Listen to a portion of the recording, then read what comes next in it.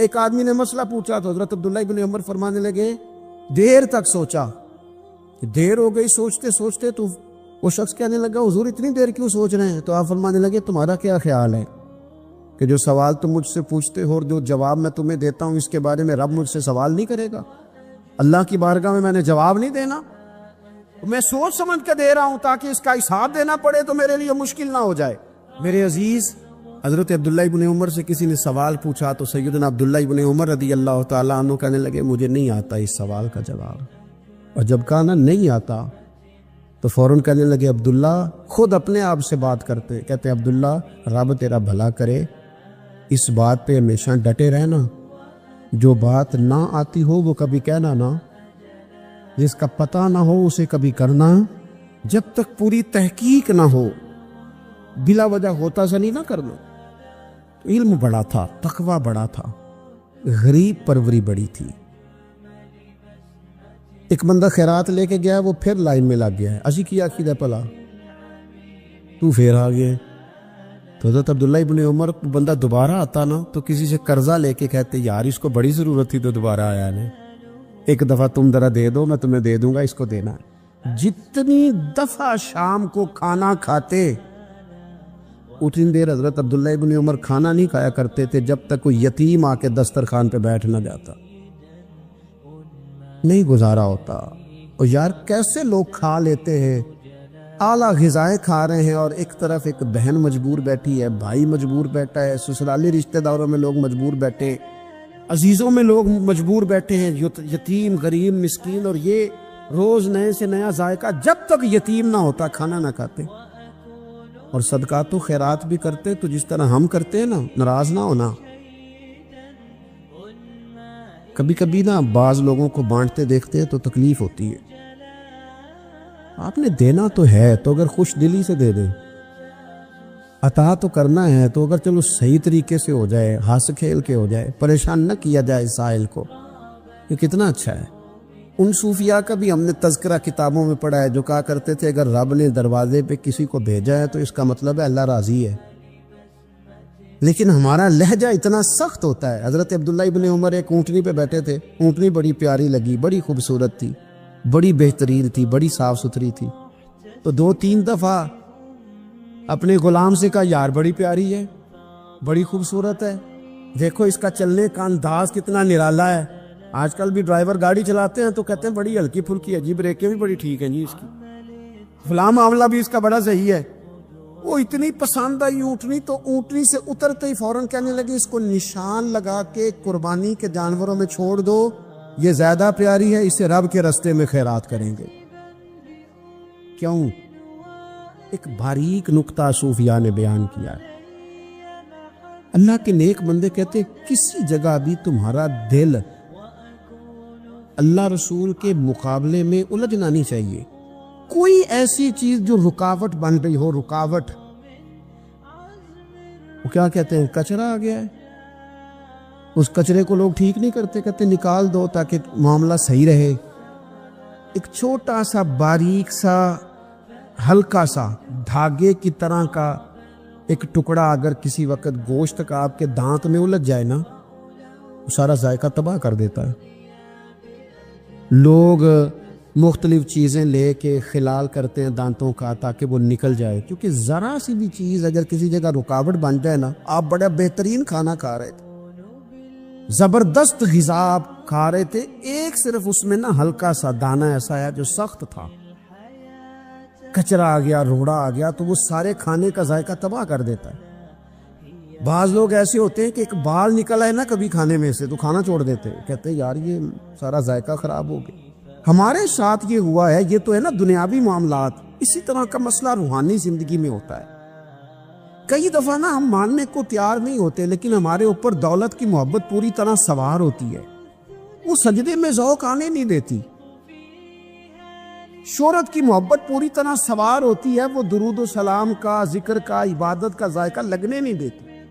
وہ جو کہا تھا نا والذین آمنوا اشد حبا للہ، ایمان والے سب سے بڑھ کر اللہ سے پیار کرتے ہیں، سب سے بڑھ کر رسول اللہ صلی اللہ علیہ وسلم سے محبت کرتے ہیں۔ کیوں کہا گیا تھا؟ اس لیے کہ ان محبتوں کے مقابلے میں ذرا بھی کوئی اور محبت آتی ہے روحانی ذائقہ خراب کر دیتی ہے. ہمارا دل نہیں لگتا، ہم بور ہوتے ہیں، ہم پریشان ہوتے ہیں. مسئلہ یہ ہے کہ جس دل میں صرف رب رسول کو ہونا چاہیے تھا وہاں شہرت آ گئی ہے، شہرت کی محبت آ گئی ہے، دکھاوا آ گیا ہے، مال آ گیا ہے، کئی قسم کے ہم نے بت معاذ اللہ اکٹھے کر لیے، اور پھر وہ ساری کیف مستی آئے. یہ کیسے ہو سکتا ہے؟ حضرت عبداللہ ابن عمر رضی اللہ تعالیٰ عنہ کے پاس ایک گدھا تھا. ہم پنجابی میں تو کہا کرتے تھے کہ بڑا ساؤ جانور ہے، بڑا دھیما ہے، بڑا اچھا ہے. سواری بھی کرتے تھے اس پہ، اس پر بوجھ بھی رکھتے تھے، اور بھی کئی کام، جانوروں کا چارہ بھی اس پہ رکھ کے لایا جاتا تھا. بہت سارے لوگ اس کی تعریف کرتے تھے کہ ظاہر ہے اس وقت یہ جانور ہر گھر کی ضرورت ہوتے تھے. لوگوں نے بڑی تعریف کی کہ جناب یہ گدھا بڑا اچھا ہے، بڑا عمدہ ہے. بعض چیزیں ایسی ہوتی ہیں جن سے دل لگ جاتا ہے. کچھ نوجوانوں نے گھروں میں بلی رکھی ہوتی ہے، گھوڑا رکھا ہوتا ہے، جانور رکھے ہوتے ہیں. ان کی پوری توجہ انہماک. ہم دیکھتے تھے دیہاتوں میں کہ بزرگ اگر کہیں چلے جاتے تھے سفر پہ تو وہاں سے بھی پیغام بھیجتے تھے کہ گائے کو چارہ ڈالا کہ نہیں، بھینس کو نکالا کہ نہیں، تم نے باڑے سے دھوپ چھاؤں کا خیال کیا کہ نہیں. وہ چیز ذہن میں آ جاتی تھی. حضرت عبداللہ ابن عمر رضی اللہ تعالیٰ عنہ وہ گدھا کیونکہ بڑا پیارا تھا، بڑا اچھا جانور تھا اور بڑے کام کرتا تھا، بہت سارے معاملات گھر کے اور کھیتی باڑی کے اس کے ذمے تھے. تو گھر والے بھی کہتے کہ اس جانور کی وجہ سے بڑی خیر ہے، بڑے کام ہو جاتے ہیں. آپ کا بھی خیال تھا. حضرت عبداللہ ابن عمر ایک دن گھوڑے سے نیچے اترے یا اس گدھے سے نیچے اترے تو خادم کو بلا کے کہنے لگے اسے لے جاؤ اور بیچ کے پیسے اللہ کے راستے میں خیرات کر دو.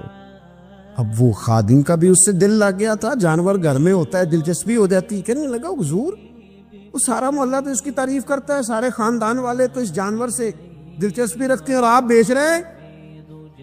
آپ فرمانے لگے جس طرح سب کا دل اس کی طرف ہے نا کہ اچھا جانور ہے، میرا بھی ہو گیا ہے، لیکن میں اپنے دل کو سوائے رب رسول کے کسی اور طرف ہوتا دیکھ نہیں سکتا.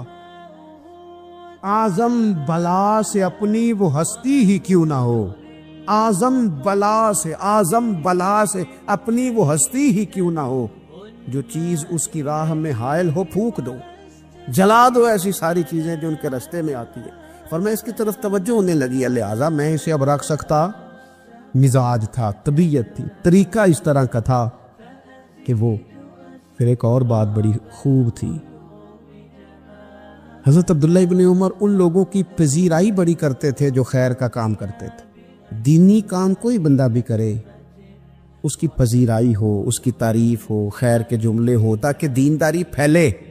حضرت عبداللہ ابن عمر رضی اللہ تعالیٰ عنہ کو نا غلام آزاد کرانے کا بڑا شوق تھا. دیکھیں نا ایک بندہ کسی نے خرید لیا ہے، وہ اس کا پابند ہے، بڑی تکلیف میں ہوتے تھے لوگ. غلام 1000 سے زیادہ غلام آپ نے آزاد کرائے تو آپ جب غلام خریدتے تھے نا تو نظر کرتے تھے جو غلام ذرا زیادہ نمازیں پڑھتا اسے آزاد کر دیتے.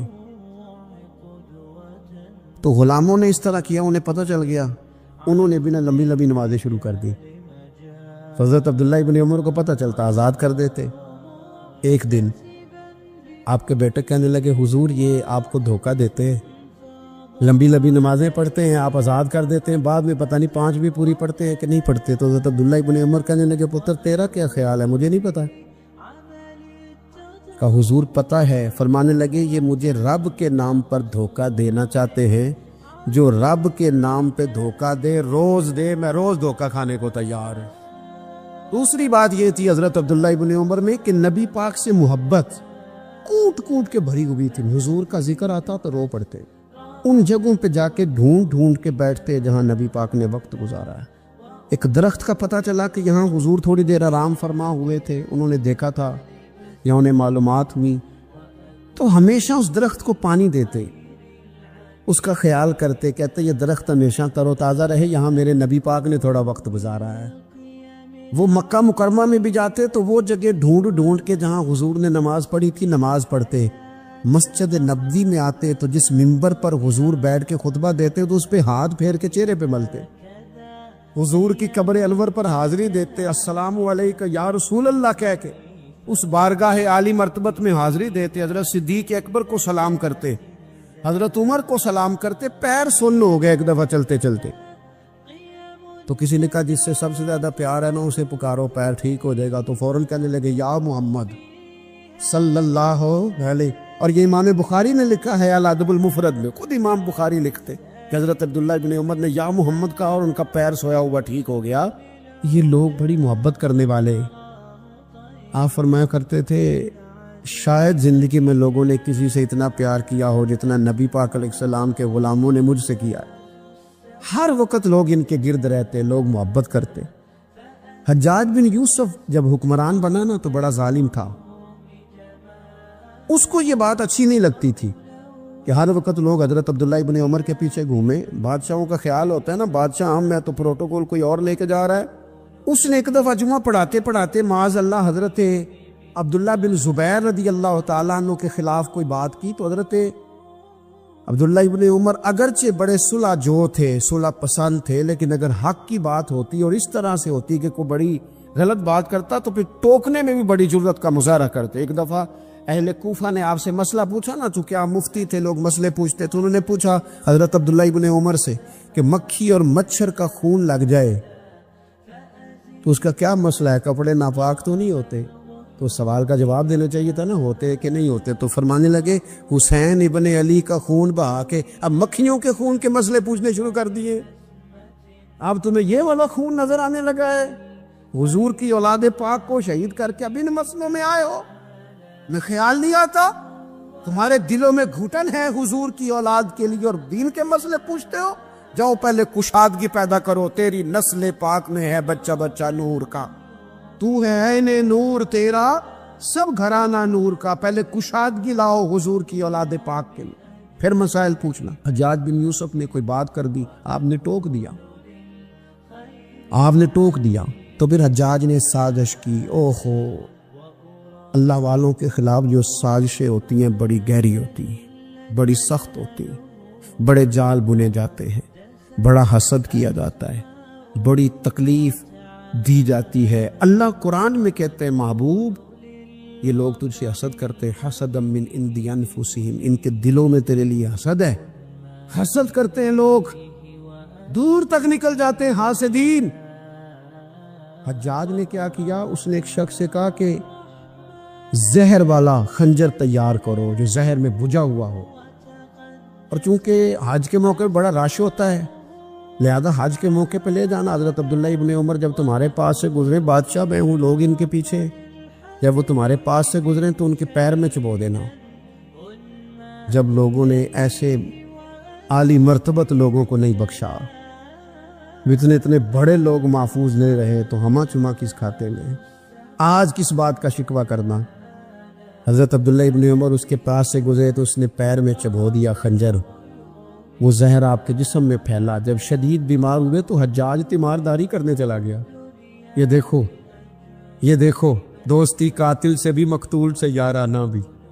خود چلا گیا اور جا کے کہنے لگا جی اگر مجھے پتہ چل جائے نا کہ آپ کو کس نے یہ زخم دیا ہے تو میں سخت انتقام لوں گا. تو حضرت عبداللہ ابن عمر نے بھی بڑا منطقی جواب دیا. فرمانے لگے مجھے اسی نے زخم دیا ہے جس نے حج کے موقع پر کسی کو خنجر لانے کا مشورہ دیا تھا، اسی نے مجھے زخم دیا ہے. گویا فرمانے لگے ظالم تو خود ہی یہ کام کرتا ہے اور خود ہی تو تیمارداریاں کرتا ہے.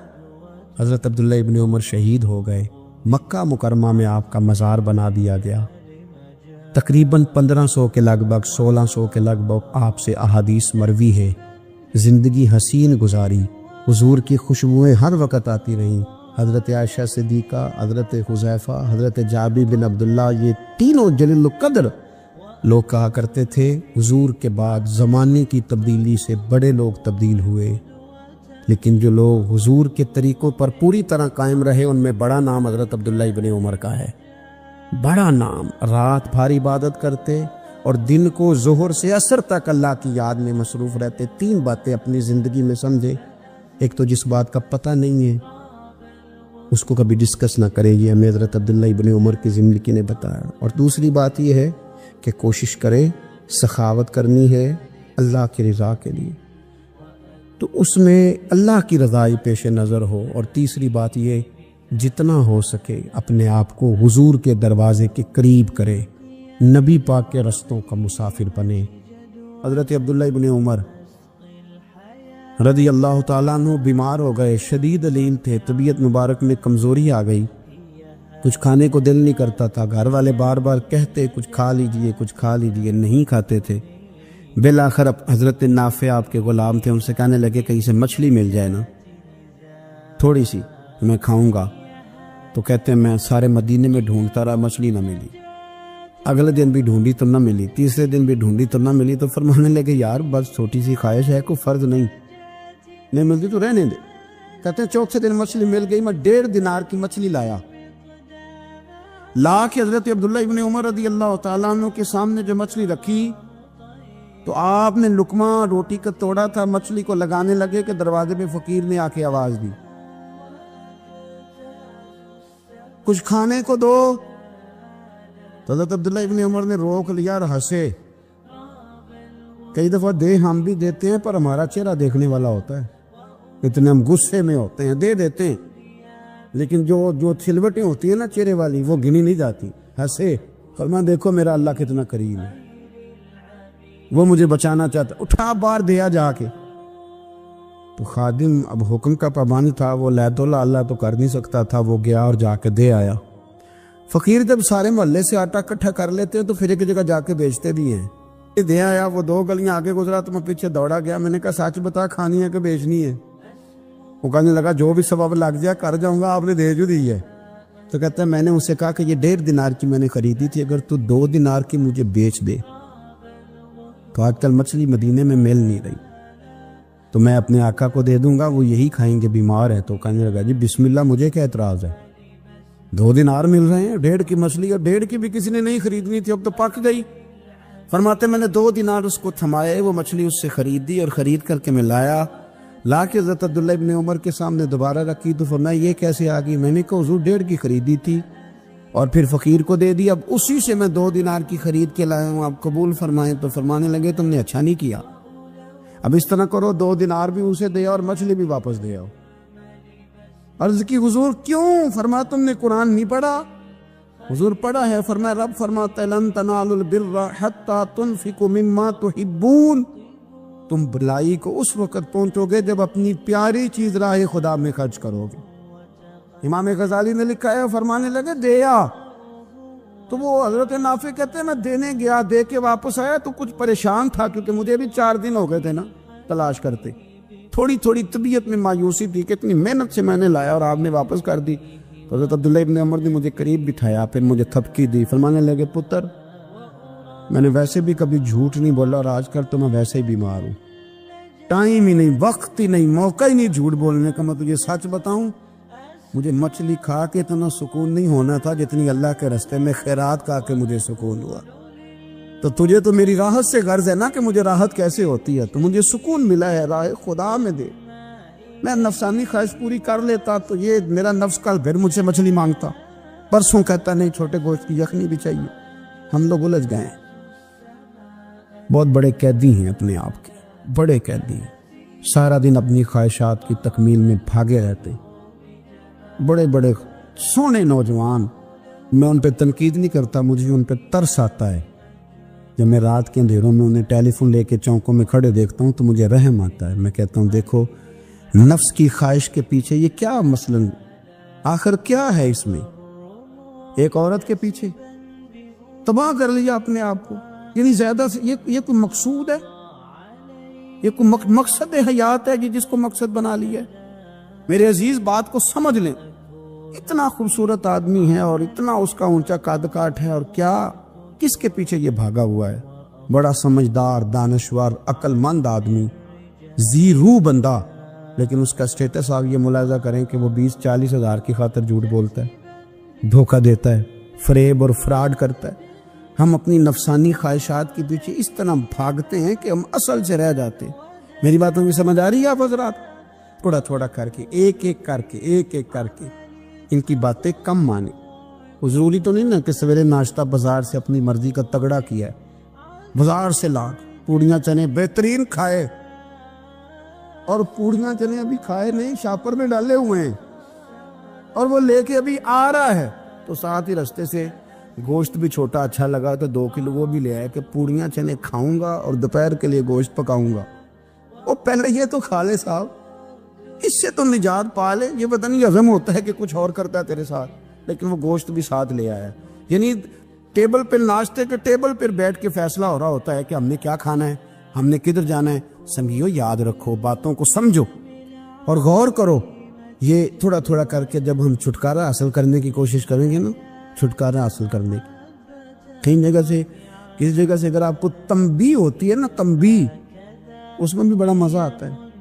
اس میں بڑا، ہمارے ایک بزرگ تھے تو ایک دن نا میں گیا تو کہنے لگے الحمدللہ آج میں بڑے سکون میں ہوں. میں نے کہا جی وہ کیا ہوا؟ کہنے لگے میں اپنے آپ کو بڑا پیر صاحب سمجھنے لگ گیا تھا. تو ایک بابڈا کے کسی آدمی سے کام تھا تو میرے ایک دوست نے مجھے کہا کہ پیر صاحب اس کو ٹیلی فون کر دیں، سنا ہے آپ کا عقیدت مند ہے. میں نے اس بندے کو ٹیلی فون کیا تو کہتا ہے پیر صاحب میں عزت آپ کی بڑی کرتا ہوں پر یہ کام نہیں ہو سکتا. کہتے ہیں جب اس نے مجھے کہا نا تو کچھ بھی نہیں، تو مجھے بڑا مزہ آیا، ورنہ میرا تو نفس پھول گیا تھا. میں تو سمجھتا تھا کہ جو میں کہتا ہوں ویسے ہی ہو جاتا ہے. کہتے اس نے تھوڑا سا نا مجھے لیول میں کیا ہے، مجھے مزہ آیا. یہ لوگ نا اپنے اوپر بوجھ ڈالتے تھے، یہ تھوڑا تھوڑا پیچھے ہٹتے تھے، یہ سمجھتے تھے کہ اس طرح تمہاری تکمیل رہ جائے گی. صبح سے شام تک اگر اسی نفس کی باتیں مانتے جائیں گے تو خرابی کرے گا. دولت کا نشہ ہے بھائی، دولت کٹھی کرنے والا کسی جگہ سیر نہیں ہوتا. حسن کا نشہ ہے، حسن کا نشہ ہے. حضرت ابو بکر شبلی رحمت اللہ علیہ فرمایا کرتے تھے جو تیری بیٹی کو خوبصورت سمجھ کے اس کے ساتھ نکاح کرنے تھے اسے بیٹی نہ دینا. حضرت جی کیوں؟ فرمایا حسن تو تھوڑے دن کے بعد ختم ہو جائے گا، پھر وہ اس کی قدر نہیں کرے گا، وہ تو کہیں اور منہ مارتا پھرے گا. حضرت ابو بکر شبلی رحمت اللہ تعالی علیہ کی بیٹی خوبصورت تھی. ایک نوجوان کہنے لگا میرا نکاح کر دیں. آپ فرمانے لگے پتر تو 1 مہینے کے بعد آنا کر دوں گا. بڑی موٹی تازی خوبصورت صاحبزادی. تو حضرت نے اسے دوائی کھلائی، اسے پخانے لگ گئے. جو پخانہ کرتی ایک مٹکے میں سنبھال دیتے. تھوڑا وقت گزرا تو وہ ہڈیوں کا پنجر بن گئی. مہینے بھر میں دست اتنے آئے کہ کمزور ہو گئی. تو ابو بکر شبلی 1 مہینے کے بعد نوجوان کو بلایا، فرمایا ادھر آ تیرا نکاح کروں. بچی دکھائی تو وہ کمزور بستر پہ پڑی. فرمایا شادی کرنے لگا اسے نہیں میں نے کرنی. فرمایا یہ وہی ہے؟ کہنے لگا جی نہیں. فرمایا تو کہتا تھا مجھے عشق ہے، کدھر گیا تیرا عشق؟ کہنے لگا حضرت صاحب آپ کیسی بات کر رہے ہیں؟ فرمایا ادھر آ. پھر وہ مٹکا جس میں گند رکھا تھا وہاں لے گئے. فرمانے لگے تیرا اس کے ساتھ عشق تھا، یہ ہے تیرا عشق. فرمایا اسے تو میں 4 دن روٹی کھلاؤں گا پھر تندرست ہو جائے گی، لیکن میں دیکھنا چاہتا تھا کہ تو میری بیٹی سے پیار کرتا ہے یا اس کے چہرے پہ آنے والی کچھ وقت کے لیے سرخی سے پیار کرتا ہے، اس لالی سے پیار کرتا ہے جو جوانی کے وقت بچوں اور بچیوں پہ آتی ہے. کس چیز کے دل دادا؟ یعنی کیا مطلب؟ نفس کی غلامی، سراسر غلامی. اور پلٹ پلٹ کے بڑے بڑے سیانے بندے چھوٹی سی خواہش کے لیے. بڑا سمجھدار آدمی، بڑا سیانا بندہ. میں ایک بڑے بزرگ عالم تھے، میں ایک دفعہ ملنے گا تو پائے پکا رہے تھے، خود پائے پکا رہے تھے. تو وہ بڑے پیار کی بات ہوتی ہے نا جی.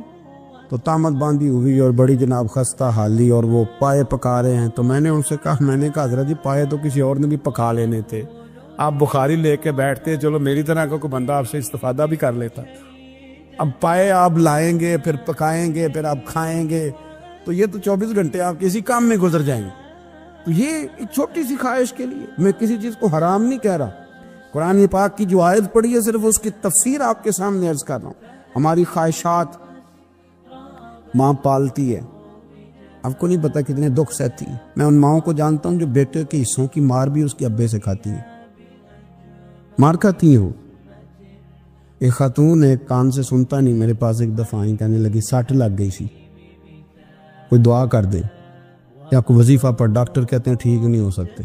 میں نے کہا باجی صحیح بتاؤ مسئلہ کیا ہے؟ کہنے نہیں کچھ بھی نہیں. مسئلہ کیا ہونا ہے؟ پتر غلط نکل آیا ہے، اس کا باپ روز مارتا ہے. میں آ بھی گئی ہوں تو اس نے ایک تھپڑ میرے کان پہ مار دی، پردہ پھٹ گیا. مائیں مار کھاتی ہیں لیکن وہ پتر جس کو بڑی محنت سے پالا ہے وہ جوان ہوتا ہے تو اماں سے کہتا ہے تجھے چھوڑ دینا ہے، پر جس لڑکی سے میرا ٹیلی فون پہ رابطہ ہے اسے نہیں میں نے چھوڑنا، وہ نہیں چھوڑ سکتی. ہر شے کچل جاتا ہے وہ. اماں کبھی بلیٹ کے رات کو سوچتی ہے کہ یہ تو میری کل کمائی تھی، میں تو آلویز کے حصے کے تھپڑ اپنی گالوں پہ برداشت کر رہی ہوں، تو یہ کدھر گیا؟ اردشیر نام کا بادشاہ تھا. حضرت محدث ابن الجوزی آج سے کچھ 700 سال پہلے لکھتے اردشیر بادشاہ بڑا خوبصورت تھا، جوان تھا، بڑا عقل مند تھا. اس نے اس طرح کی قریب کی ساری ریاستوں پہ قبضہ کر لیا. بڑا عقل مند زیرک تھا، قبضہ ہو گیا. ایک بادشاہ بڑا سخت تھا، اس کے ساتھ جب پنجہ آزمائی ہوئی تو اردشیر کہتا ہے اس پہ میرا قبضہ نہیں ہو رہا تھا. اور جب ہم نے ساری ریاستوں نے مل کے اس پر حملہ کیا تو ایک قلعے کے اندر قلعہ بند ہو گیا. اردشیر بڑا خوبصورت آدمی تھا، بڑا سمجھدار تھا، تو وہ بادشاہ قلعہ بند ہو گیا. اس نے کہا نکلنا ہی نہیں. اب وہ اندر بند ہے، یک بارگی حملہ کیا تو وہ بڑا بڑا قلعہ تھا اس میں بند ہو گیا. اس بادشاہ کی نا جس پر حملہ کیا، اس کی بیٹی اچانک ایک دن قلعے کی دیوار پہ چڑھی تو اردشیر کے حسن و جمال کو دیکھا تو عاشق ہو گئی، اور اپنے ہی باپ کے خلاف اسے کہنے لگی کہ اگر تو میرے ساتھ شادی کا وعدہ کرے نا تو میں تجھے رستہ بتاتی ہوں حملہ کرنے کا. اس نے کہا میرا وعدہ رہا، تو رستہ بتا. اس نے رستہ بتایا اس لڑکی نے، اور بادشاہ نے حملہ کیا تو اس کا باپ قتل کیا، اس علاقے پہ قبضہ کیا شادی کے وعدے پر. ہاں نفسانی خواہش بندے کو اندھا کر دیتی، نہیں سمجھ آتی اس کو میں کدھر جانا، اندھا کر دیتی. حملہ کیا، اور جب اس لڑکی کو لے کے آیا نا اپنے محل میں، تو پہلے دن شادی کی پہلی رات تھی، تو بستر بچھایا کنیز نے، تو وہ کبھی کروٹ ادھر بدلتی کبھی ادھر بدلتی. تو بادشاہ کہنے لگا کیا ہے؟ کہنے لگی بستر میں کچھ ہے، مجھے تکلیف دے رہی. اس نے چراغ جلائے اور جب بستر اٹھایا تو ایک اتنا سا دھاگا نکلا. دھاگے سے عموماً تکلیف نہیں ہوتی. تو اس نے کہا تو اتنی نرم و نازک ہے کہ دھاگا. کہنے لگی میرا باپ نا میرے ساتھ اتنا پیار کرتا تھا کہ روز میرا بستر بھی خود بچھاتا تھا، اور اس نے آلہ رکھا ہوا تھا، وہ ناپتا تھا کہ کوئی پایا اونچا نیچا تو نہیں، میری بیٹی کا بیلنس سوتے وقت خراب نہ ہو جائے. اور میرے لیے گوشت اور کپڑے بھی خود پسند کر کے لاتا تھا، کھانے پینے کا خود خیال کرتا تھا. اردشیر کہنے لگا اچھا وہ اتنا پیار کرتا تھا، اور پھر تو نے اس کے ساتھ کیا کیا؟ کہنے لگا بلاؤ کنیزوں کو بلایا، فرمایا اس کو اٹھاؤ اور جلاد کے پاس لے جاؤ. اسے کہو کہ اس کے بال ایک گھوڑے کے ساتھ باندھے، پیر دوسرے گھوڑے کے ساتھ باندھے، اور ایک گھوڑا ادھر بھگا دے کدھر بھگا دے. یہ جس کے باپ نے اتنا پیار کیا، یہ نفس کی اتنی غلام ہے کہ اس کی وفادار نہیں رہی تو میری وفادار کیسے بنے گی؟ اس نے اتنے نازوں سے پالا کہ دھاگا اسے برداشت نہیں. او یارو یاد رکھو، اگر نفس کی غلامی کرو اور بڑے بڑے وفاداروں کو چھوڑ کے غلامی کرو تو پھر کہو وفادار مل جائیں. کوئی بول اب لڑا نہ بول بیٹھی، ان دے خصم ناراض بڑ بولیاں دے، کہاں سر کھائے تے بلبل ٹھنڈ پائے. بڑے فرق نہیں سجنا بولیاں دے، جڑیاں خصماں دی وچ رضا وسن، پاگ جاگ جاندے انہاں گولیاں دے. آپ ادلیاں نو سردار پین تکے تے شرما والیاں نو چوٹے ڈولیاں دے. اپنے نفس کے پیچھے چلو گے تو یہ تباہی ہے.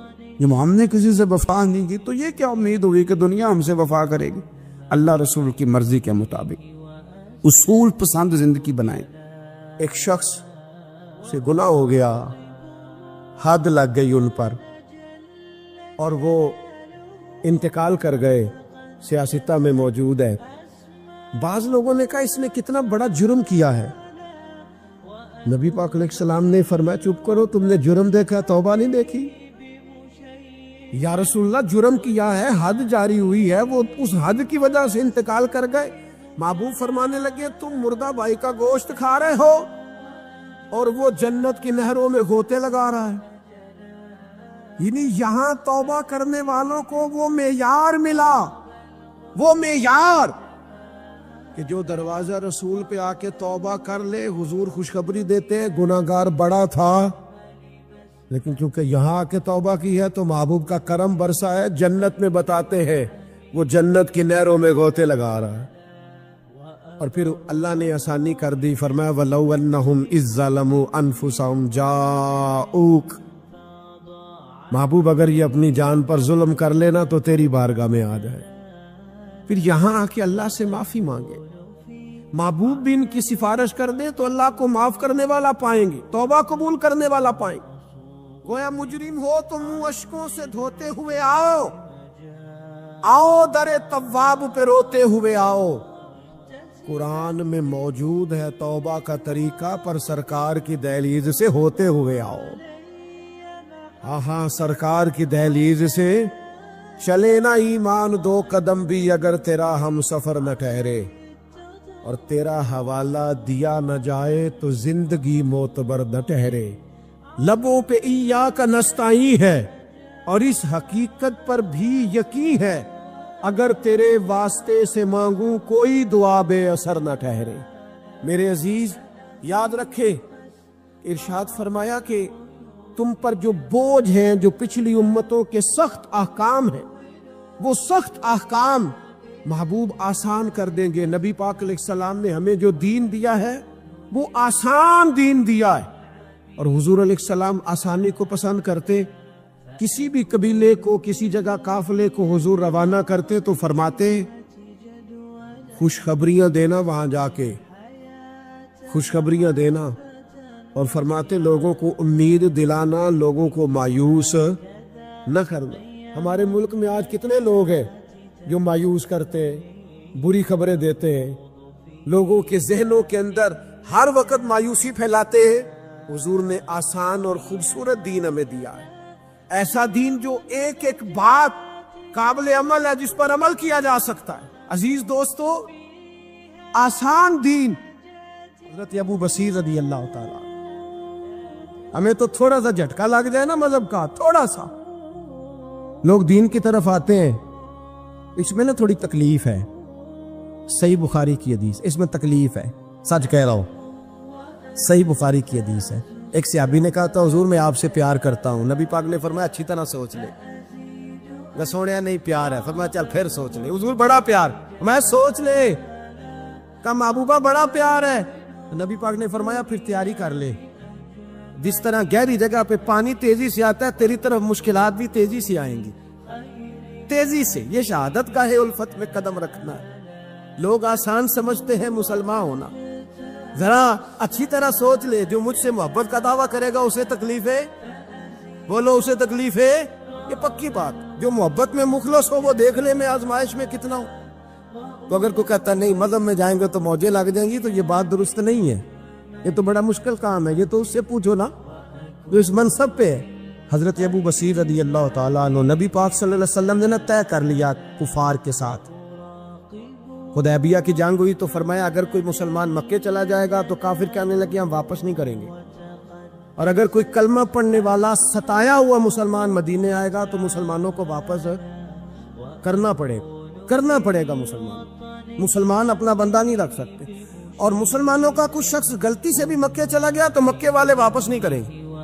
हजरत अबू बसीर रदी अल्लाह ताला अन्हु सहाबी थे, बाप ने, भाई ने, मोहल्ले वालों ने कैद किया हुआ था कलमा पढ़ने की वजह से, पैरों में जंजीरें थी, बेड़ियां, क्या किसी तरीके से जेल तोड़ के दौड़े, मदीने पहुंचे। कहते रास्ते में किसी आदमी के साथ घोड़े पे कुछ देर बैठा, फिर पैदल चला। सहाबा कहते इतना दर्दनाक मंजर बड़ा कम हमने देखा। अबू बसीर जिस गली से गुजरते वहां खून फैल जाता, उनकी टांगे खून से कटती, वो जंजीरें बंधी हुई। दरे रसूल पे हुजूर मैं भाग के आया हूं। कहते अभी नबी पाक सल्लल्लाहु अलैहि वसल्लम उनकी बात सुन ही रहे थे कि पीछे से कुरैश के 2 सिपाही भी आ गए। कहने लगे ये भाग के आया है और आपका वादा था कि आप वापस करेंगे। चश्मे ज़दन में जरा सोचना, थोड़ी देर के लिए गौर करना कि हमें हमारा उस्ताद, हमारा पीर धुतकार दे के जा, दौड़ जा, तो कहते हैं बिस्मिल्लाह जनाब ये जा रहे हैं। ईमान की पुख्तगी देखे, उसने तो हमें निकाल ही दिया जी, वो कैसा बंदा है। यहाँ तो किसी के यहाँ कोई फातिहा पढ़ने ना जाए तो लोग बिगड़ जाते हैं। कहते उसने सलाम नहीं ली, फातिहा नहीं पढ़ी, बस खत्म, उसको एहसास ही नहीं। हजरत सैयदना अबू बसीर सामने खड़े हैं, सामने 2 सिपाही आ गए। जरा देखिए ईमान की पुख्तगी, ईमान, यकीन और इस्तिकामत। इमाम बैकी ने दलाइल के अंदर लिखा है, फरमाते हैं नबी करीम सल्लल्लाहु अलैहि वसल्लम ने उनकी तरफ देखा तो हुजूर की मुकद्दस आंखें आंसुओं से भर गई। हुजूर ने फरमाया अबू बसीर तेरी तकलीफ मुझे नजर आ रही है, पर मैंने वादा किया हुआ है, मैंने वादा। भाई यहाँ डट के रहना बड़ा मुश्किल है, यहाँ कायम रहना बड़ा कठिन मरहला है। यहाँ یہاں آزمائش کے موقع پر دین پر انہوں نے تو رکھا ہی نہیں، لوگ تانے دیتے ہیں، باتیں کرتے ہیں، رکھا ہی نہیں، تو پھر ان کا بنتا ہے۔ حضور نے فرمایا تجھے جانا پڑے گا۔ صحابہ کہتے ہیں پورے مدینے میں ایسے تھا جیسے سوگ کا سما ہو۔ جب وہ دو سپاہی حضرت ابو بصیر کو پکڑ کے لے جا رہے تھے تو وہ پلٹ پلٹ کے پیچھے دیکھتے تھے، پلٹ پلٹ، پیروں میں خون ہے، آنکھیں آنسوں سے بھری ہوئی۔ فرماتے ہیں جب وہ پلٹ رہے تھے تو مدینے کی گلیاں بھی رو رہی تھی۔ میرے نبی پاک جب وہ آنکھوں سے اوجھل ہو گئے تو حضور بیٹھ گئے زمین پہ، نبی پاک نے رونا شروع کر دیا۔ فرمایا اللہ تو نے اس شخص کی مدد فرمانی ہے، اس پر کرم کرنا ہے، اللہ اس کا خیال فرمانا، اس کے لیے دعا کی، حضور روئے۔ حضرت ابو بصیر باہر نکلے تو وہ جو کافر تھے نا وہ کہنے لگے تو بڑا بنتا تھا ان کا، انہوں نے تجھے رکھا نہیں، تجھے رکھا بھی نہیں۔ تو حضرت ابو بصیر نے تھپڑ مارا منہ پہ، کہنے لگے میں وہ نہیں جو تھوڑی سی بات سے بدل جاؤں، ایمان، یقین اور استقامت کی دولت ملی ہوئی ہے۔ آپ فرمانے لگے میرا تو ایمان اور پختہ ہو گیا ہے کہ میرا نبی اپنے وعدوں کا بڑا پابند ہے، میرا رسول اپنے وعدوں کا بڑا پابند ہے۔ حضرت ابو بصیر کہتے ہیں مدینے کی سرحد گزر گئی تو میں نے کھینچی تلوار، ان میں سے ایک سپاہی، اب آؤ میرے مقابلے میں جس نے آنا ہے۔ ایک کو مارا، دوسرا بھاگ گیا۔ فرماتے اب میں مکے جا نہیں سکتا تھا، جاؤں گا تو وہ زیادہ ماریں گے۔ مدینے حضور نے قبول نہ فرمایا۔ فرماتے ایک جنگل میں جا کے العیس نام کی ایک بستی تھی، وہاں ڈیرا لگا لیا، دریا کے کنارے، پانی پی لیتا، پتے کھا لیتا، تن تندور ہڈاں دا بالن تے اسی ہاواں نال تپایا، کپ کپ مکیاں پیڑے کیتے تے اتوں صبر پلے تھل لایا، تن دی ہانڈی تے من دا سالن اتے لون صبر دا پایا۔ غلام فریدا وے میں ساری تیری، غلام فریدا وے میں ساری تیری، تینوں وجہ یقین نہیں آیا۔ فرماتے سالوں پتے کھائے، اب جو بھی وہاں سے تانگ ہوتا وہ میرے پاس آ کے پناہ لیتا، جس کو مکے والے مارتے میرے پاس آ کے کہتے تانے دینے والے آ کے کہتے ہو تم کس طرح کے نوکر ہو، تمہیں تو انہوں نے رکھا ہی نہیں۔ ہم نے کہا چپ کر جا، وہ ہمارے آقا ہیں، وہ ہمارے آقا ہیں، رکھے تب بھی ٹھیک ہے، نہ رکھے اللہ اکبر۔ ایمان دیکھو، کفر دیکھو، جڑیاں خصماں دی وچ رضا بسن، پاگ جاگ جاندے انہاں گولیاں دے تے میں گڈی ہتھ ڈور سجن دے، او جنج رکھے اونج رہنا، واجب نہیں جے وچ شریعت مندہ خصم نو کہنا۔ فرمایا بس ٹھیک ہے، جس طرح حضور راضی ویسے ہی ہم راضی۔ حضرت ابو بصیر رضی اللہ تعالیٰ عنہ کے پاس 300 صحابہ اکٹھے ہو گئے، 300۔ حضرت ابو بصیر جب مدینے کی سرحد سے گزر رہے تھے نا تو نبی پاک نے ایک آواز دی تھی، فرمایا ابو بصیر ایک وقت آئے گا کہ میرا پیغام تجھ تک پہنچے گا، ایک ٹائم آئے گا۔ حضرت ابو بصیر سے جب کوئی کہتا نا کہ زندہ کس بات پہ ہو تو فرمانے لگے مصطفیٰ کے فرمان پہ بڑا یقین ہے، بلاوا آئے گا، مجھے بلاوا، مجھے یقین ہے کہ مجھے بلاوا، بڑی امید ہے سرکار قدموں میں بلائیں گے، اور کرم کی جب نظر ہوگی مدینے، مجھے یقین ہے کہ مجھے بلاوا۔ ابو بصیر رضی اللہ تعالیٰ عنہ فرماتے ہیں کہ وقت گزرتا گیا، 300 لوگ کٹھے ہو گئے۔ جب کوئی مسلمانوں کا قافلہ مکے کے پاس سے گزرتا تو مکے والے لوٹ لیتے تھے۔ حضور نے بھی اجازت دی مدینے والوں کو، اگر ان کا قافلہ کوئی آئے تمہیں بھی حملے کی اجازت ہے، کفر کا مال مال غنیمت ہے۔ حضرت ابو بصیر کہتے ہیں جب بھی ہمارے قریب سے وہ رستہ تھا شام کی طرف جانے کا، جب بھی کافر گزرتے ہم ان کے قافلے پکڑ لیتے، لوٹتے، ہم بھی ان کو اس طرح کی سزا دیتے جو مسلمانوں کو دیتے تھے۔ فرماتے ان کا جینا محال ہو گیا، ہاتھ باندھ کے نبی پاک کی بارگاہ میں گئے، کہنے لگے یہ شرک ختم فرما دیں اور آپ ان کو بلا لیں، بلا لیں۔ حضرت ابو بصیر فرماتے ہیں میں بوڑھا آدمی تھا، دن بھر میں کام کرتا، محنت کرتا، اس علاقے میں کھیتی باڑی کرتا، جب رات ہوتی تو میں کسی پہاڑ کے ٹیلے پہ بیٹھتا اور مدینے کی جانب منہ کر لیتا، اور میں انتظار کرتا بلاوا کب آئے گا، کب حضور کا پیغام آئے گا، میں انتظار کرتا۔ حضرت ابو بصیر رضی اللہ تعالیٰ عنہ بیمار ہو گئے، شدید بیمار، سخت بیمار تھے تو قریش نے شیخ ختم کی۔ حضرت ابو ہریرہ کہتے ہیں نبی پاک نے 2 صحابہ کو رکا دیا، فرمایا جاؤ اسے جا کے کہو آ جائے، اسے کہو آ جائے۔ صحابہ کہتے ہیں ہم پہنچے تو ان کا آخری وقت چل رہا تھا، آخری ہجکیاں تھیں، ایمان اور یقین دیکھو آخری ہجکیاں. لوگ کہتے ابو بصیر وقت آ گیا، وہ کہتے نہیں ابھی وقت نہیں آیا، وقت تب آئے گا جب نبی پاک کا بلاوا آئے گا. حضور کا وعدہ تھا وقت تب آئے گا جب میرے نبی کا بلاوا آئے گا، ابھی بلاوا نہیں آیا تو ابو بصیر کا وقت بھی نہیں آیا. صحابہ کہتے ہم نے جا کے رکا تھمایا، اٹھنے کی بھی طاقت نہیں تھی. جب حضور کا رکا لیا نا تو دونوں یوں مٹھیاں بند کر لی، گویا جھوم جھوم کے نعرے لگانے لگے آؤ دیکھو میرے نبی کے وعدے کتنے سچے ہیں. چومتے حضور کا نامہ، سر پہ رکھتے، سینے سے لگاتے اور کہتے ہیں پھر بلند آواز سے کلمہ پڑھنے لگے. کبھی آپ صرف کہہ دیں نا میرا رب میرے ساتھ ہے، اس لفظ میں اتنی طاقت ہے کہ دشمن ویسے زہر ہو جاتا ہے. زندگی میں کسی سے بھی لڑائی ہو اچھی طرح سوچ لیں کہ اللہ اس طرف ہے یا اس طرف ہے.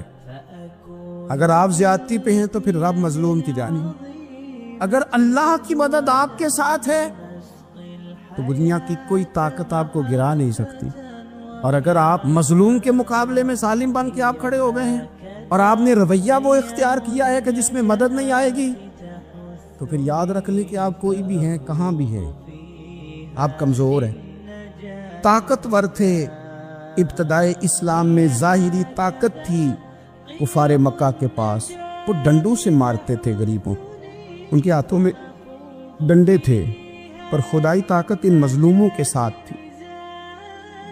صاحب زرقانی نے لکھا ہے حضرت زنیرہ رضی اللہ تعالیٰ کا ایک لونڈی ہے، غریب ہے، ماڑے دا کی کام محمد نس جانا یا رونا. غریب سادی بی بی اور لونڈی کنیزہ، ایک مشرک کی کنیزہ، تینوں نے کلمہ پڑھ لیا. وہ ڈنڈوں سے مارتا، دلوں سے مارتا، تکلیف دیتا. حضرت زنیرہ رضی اللہ تعالیٰ عنہ کو اتنا مارا، اتنا مارا. اب آپ ایک اور پہلو پر بھی غور کریں، مار بھی پڑ رہی ہے پر خدا ادھر ہی ہے، اللہ کی مدد ادھر ہی ہے. رب کہتا ہے کہ پہلے تو صبر کرنا، ان اللہ مع الصابرین، تو صبر کرے گا تو پھر رب کی معیت ملے گی. ذرا ٹھہرنا، تو تھوڑا ڈٹنا. ان الذین قالوا ربنا اللہ ثم استقاموا تتنزل علیہم الملائکہ. تو کہے اللہ میرا رب ہے، پھر تو پہلے ڈٹ، پہلے تو نے ڈٹنا ہے. ثم استقاموا، جو ڈٹ گیا، تتنزل علیہم الملائکہ، ڈٹنے والے کے لیے مدد آتی. پہلے تھوڑا ٹھہرنا پڑتا ہے، پہلے تھوڑا صبر کرنا پڑتا ہے، حوصلہ کرنا پڑتا، اس کے بعد مدد آتی. مار پڑ رہی ہے، مارا جا رہا ہے. حضرت زنیرہ کو ان کا مالک جو ہے ظاہری آقا وہ مار رہا ہے، یہ کنیزہ ہے، اتنا مارا اتنا مارا، ان کی بینائی چلی گئی، نظر آنا بند ہو گیا. ابو جہل آیا اور کہنے لگا زنیرہ دیکھا نا ہمارے بت تیری آنکھیں لے گئے، معاذ اللہ، لات و منات ہمارے بتوں نے تجھے اندھا کر دیا. اب ایسا نہیں ہے کہ بی بی روتی جا رہی ہے، روتی جا رہی ہے، مایوسی مایوسی، معاذ اللہ، پریشانی، غریبی بڑی ہے، پوچھنے والا کوئی نہیں، یہ باتیں نہیں. کیا جملے ہیں خاتون کے، کیا لفظ ہیں. ابو جال نے تنزیہ کہا، معاذ اللہ، کہنے لگا دیکھا نا ہمارے بتوں نے تجھے اندھا کر دیا. تو جناب زنیرہ آنکھوں کی بینائی گئی ہے، رات کو گئی ہے، دکھ ابھی تازہ ہے، لیکن اللہ پہ جو توکل ہے، اپنے مالک سے جو رشتہ ہے وہ اتنا مضبوط ہے، اتنا طاقتور ہے، اس میں اتنی گہرائی ہے کہ حضرت زنیرہ بول کے نا اتنی قوت سے بولی، اتنی طاقت سے بولی کہ پورے کفر پر لرزہ طاری ہو گیا. فرمانے لگی تمہارے بتوں کی کیا اوقات ہے کہ میری بینائی لے جائیں، یہ میری رب کی حکمت کا تقاضا ہے. جب تک اس نے چاہا زنیرہ دیکھتی رہی، اور جب اس نے چاہا زنیرہ کی آنکھوں کی بینائی چلی گئی، اور اگر وہ چاہے گا نا تو بینائی واپس بھی کر دے گا. نبی پاک صلی اللہ تعالی علیہ وسلم نے ارشاد فرمایا، ایک عورت تھی، طوائف تھی، ساری زندگی اس کی گناہوں میں گزری، معاذ اللہ. پھر وہ ایک کنویں کے پاس سے گزر رہی تھی، ایک پیاسا کتا اس نے وہاں پیاس سے تڑپتے سسکتے دیکھا، اور پھر اس نے اپنے جوتے کو لٹکا کر اپنے دوپٹے کی مدد سے یا جیسے اس سے ممکن ہو سکا اس نے پانی نکالا، کتے کو پلایا، اللہ نے اس کی بخشش فرما دی. آپ ماشاءاللہ ہزاروں میں لوگ ہیں، آپ نے بڑی جلدی مجھے یہ بتانا ہے، یہ حدیث آپ نے پہلے بھی سنی ہوئی ہے نا، میرا خیال ہے کوئی بندہ نہیں رہا جس نے نہ سنی ہو. سنی ہوئی ہے نا ہم نے الحمدللہ. اتنے سارے بندے جو یہاں موجود ہیں انہوں نے سنی ہوئی ہے, تو ظاہر ہے امت مسلمہ میں جتنے لوگ ہیں ڈھیر ساروں نے یہ بات سنی ہوگی. لیکن میرا سوال یہ ہے, میں سڑکوں پہ روڈوں پہ سفر کرتا ہوں, ہم نے یہ حدیث درجنوں بار سنی کہ طوائف نے کتے کو پانی پلایا تو اس کی بخشش ہو گئی, لیکن حال یہ ہے کہ سڑک پر کسی گاڑی سے ٹکرا کر اگر کوئی کتا مر جاتا ہے, اب مر ہی گیا ہے, گاڑی والا, موٹر سائیکل والا, پجاروں والا, بس والا کوئی اتنی جرت نہیں کرتا کہ لکڑی کے ساتھ, رسی کے ساتھ ہی پکڑ کے اسے سائیڈ پہ کر دے. اس سڑک پہ مرا ہوا پڑا رہتا ہے, یہاں تک کہ گاڑیوں کے ٹائروں کے ساتھ اس کا گوشت لگ لگ کے سڑک صاف ہوتی ہے. اس محبوب کے ماننے والے جس محبوب نے بتایا کہ طوائف نے پانی پلایا تھا, اور ہمیں سمجھ بھی آ گئی, اور حدیث پڑھ بھی لی اور سن بھی لی, پھر اس ملک کی جو مسلمانوں کا ملک ہے اس کی سڑکوں پر مرے ہوئے کتوں کو اٹھائے بھی کوئی نہ, اور زخمی کتا زخمی ہو ہی گیا ہے, اب اسے سڑک سے سائیڈ پہ ہی کر دیا جائے کم از کم, تاکہ اس کی اگر جان باقی ہے تو بچ جائے. تو پھر مجھے بتاؤ نا میرے دوستو, ہم نے کس لیے تقریریں سنی ہیں, کس لیے خطبے سنے ہیں؟ واعظ و نصیحت کی مجالس کا مطلب ہم نے کیا سمجھا ہوا ہے؟ تقریر, تحریر, تصنیف, اچھی گفتگو, اچھا جملہ, اس کا معنی ہم کیا سمجھتے ہیں؟ تو آج جو خوبصورت گھڑیاں شب برات کی صورت میں ہمیں نصیب ہونے جا رہی ہیں, اس سے پہلے اپنے دل میں یہ ارادہ کرو کہ رب کریم نے ہمیں جتنا دین کا فہم دیا ہے, سمجھ دی ہے, علم دیا ہے, ہم ارادہ کرتے ہیں اب ہم صرف سنیں گے نہیں, پڑھیں گے نہیں, صرف بیان ہی نہیں کریں گے, ہم عمل بھی کریں گے. کوئی تھوڑا سا نا عمل کا رستہ بھی تو میرے عزیز ہونا چاہیے. اب مطلب بہت ساری جگہوں پہ جانے کا موقع ملتا ہے تو لوگ کہتے ہیں پیر صاحب ناراض نہ ہونا, ہم نے بڑا بندوبست کیا ہوا ہے, تقریر ذرا نہ سوا کو گھنٹہ کرنا. میں کہتا ہوں مثلاً آپ مجھے بتائیں نا, سوا گھنٹہ تقریر کرا کے آپ نے کیا کرنا ہے؟ اگر تو آپ نے اس لیے بلایا ہے کہ جناب ایک بات سنیں گے, ایک واعظ ہوگا, سر دھونے گے, تو وہ تو مجھے آتا ہی نہیں. تو میں تو مختصر بات کروں گا اور اتنی کروں گا جس کی ضرورت محسوس کروں گا. لمبی چوڑی تقریروں کا کیا مطلب ہے؟ ہم کیا چاہتے سوائے اس کے کہ جناب بات بڑی اچھی کانوں کو لگ رہی ہے, مزہ بڑا آ رہا ہے, تو آپ نے لیا کیا؟ نتیجہ کیا نکلا؟ میرے رسول پاک علیہ السلام کے صحابہ جو حضور سے نصیحتیں لیتے تھے وہ کیسی تھی؟ حضرت عبداللہ بن بصر رضی اللہ تعالیٰ عنہ حاضر بارگاہ ہوئے, آ کے عرض کی, یا رسول اللہ صلی اللہ علیہ وسلم, میں آیا ہوں سونے, پتہ نہیں دوبارہ آ سکوں کہ نہ آ سکوں. حضور پتہ نہیں موقع ملے نہ ملے, ایک بات مجھے بتا دیں, میں اس پہ عمل کروں گا, میری زندگی بھی بن جائے اور آخرت بھی بن جائے. تو کریم محبوب نے فرمایا, عبداللہ زبان کو خشک نہ ہونے دینا, اس کو تر رکھنا. تر حضور کس چیز سے؟ فرمایا اللہ کے ذکر سے تر رکھنا. زبان اللہ کے ذکر سے تر رہے, ہر وقت رب کی یاد رہے, تیری دنیا بھی بن جائے گی اور آخرت بھی بن جائے گی. تو میرے عزیز اپنی زندگی کے اندر اب ہم نے عمل کرنا ہے.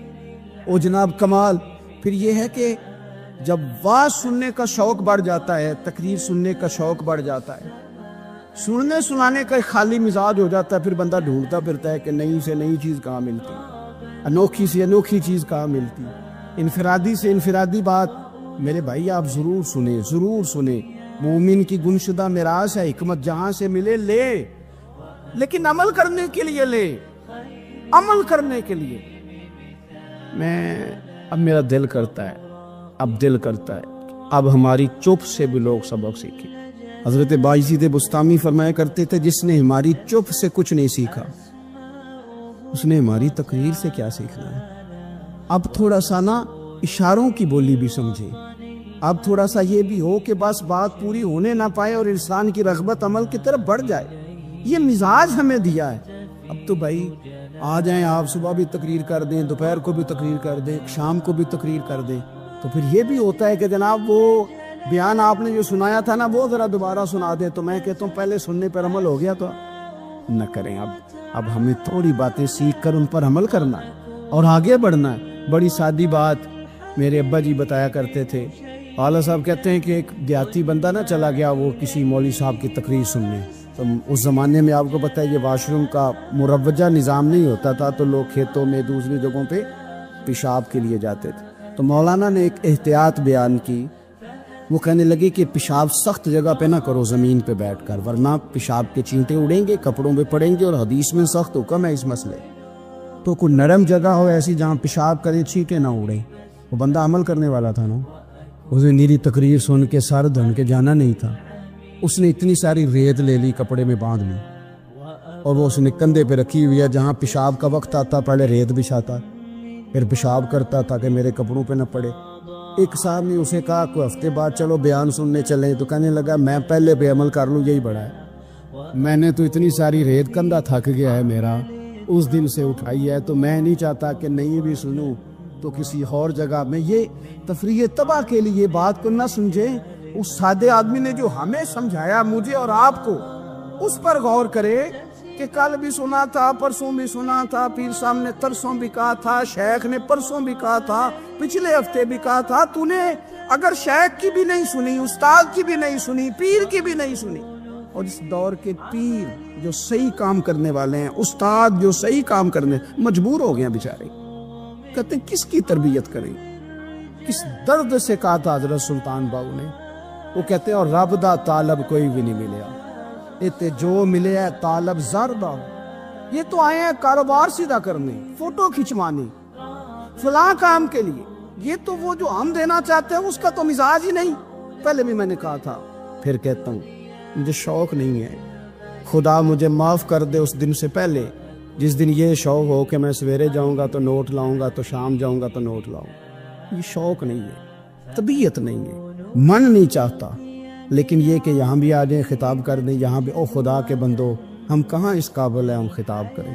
ہم نے تو نا جی ایک اذان دینی شروع کی ہوئی، صبح و شام ایک اذان پڑھتے ہیں، ہے یہ پیغام حضرت احمد رضا کہ بارگاہ نبی کے رہو با وفا۔ ہم تو کہتے ادھر آ جاؤ، ٹھوکرے کھاتے پھرو گے ان کے در پہ آ پڑو، قافلہ تو اے رضا اول گیا آخر گیا، ہم تو کہتے ادھر آؤ اللہ رسول کی بارگاہ کی طرف رجوع کرو، اور وہ ایک جملے پہ اگر تو عمل ہو گیا۔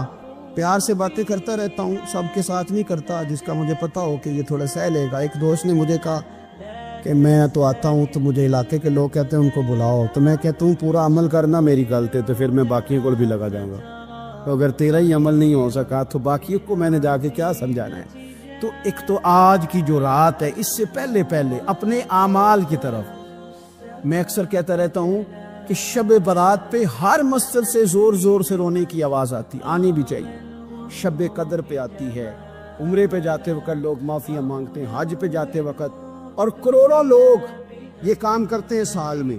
اگر 25 لاکھ 26 لاکھ آدمی یا 50 لاکھ آدمی حج کرتا ہے اور وہ جانے سے پہلے معافی مانگ کے گیا، توبہ کر کے گیا ہے، اور کروڑوں لوگ ہیں جو شب قدر میں ہیں، شب برات میں ہیں، اور انہوں نے کھول کے توبہ کی ہے، تو پھر میرے بھائی سویرے کرپشن ختم ہونی چاہیے نا ملک سے، سویرے 75% جھوٹ ختم ہونا چاہیے نا، ساری رات تو لوگوں نے توبہ کی، صبح 80% حقوق العباد کا مسئلہ حل ہونا چاہیے تھا کہ نہیں ہونا چاہیے، صبح ملاوٹ بہت حد تک ملک سے ختم ہونی چاہیے۔ تو کیا ہم نے سمجھ لیا ہے؟ ہم نے یہ سمجھا ہے کہ شب برات پہ بھی بس ایک رسم ادا کرو، آؤ تھوڑی توبہ کرو چھٹی کر جاؤ، آئیے شب قدر تو توبہ کرو چھٹی کر جاؤ، کیا یہ ہم نے مطلب سمجھ لیا؟ حج کرنے گئے، رب کی بارگاہ میں حاضر ہوئے، رسول کریم کی بارگاہ سے بھی جو ہو کے آ جائے اور بدلے ہی نہ، وہاں تک جائے اور بدلے ہی نہ۔ مدینے گئے، کعبے گئے، کربلا گئے، جیسے گئے تھے گھوم پھر کے ویسے ہی آ گئے۔ نتیجہ کیا ہے؟ اپنی زندگی نتیجہ خیز بنائیں۔ آج اس خوبصورت موقع پر جب شب برات ہمارے سامنے کھڑی ہے، اپنے ذہن میں تہیہ کریں کہ اب ہم نے بدل جانا ہے۔ شوگر ہو جائے تو بدلنا پڑتا ہے، اللہ معاف کرے، چینی چھوڑنی پڑتی ہے، من پسند مٹھائیاں چھوڑنی پڑتی ہیں، بدلنا پڑتا ہے۔